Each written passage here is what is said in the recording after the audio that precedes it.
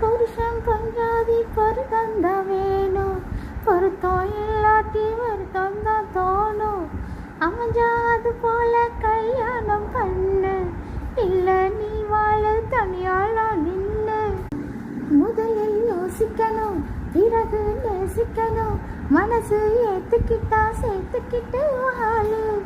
உனக்கு தகுந்தபடி குணத்தில் சிறந்தபடி இருந்த ஊரறிய மாலை கட்டி போடு.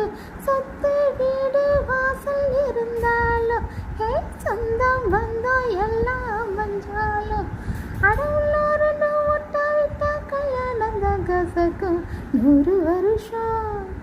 ஹே ஹே ஹே ஹே 100 வருஷம் இந்த மாப்பிள்ளையும் பொண்ணுந்தான் பேரு விளங்க இங்கு வாழணும்.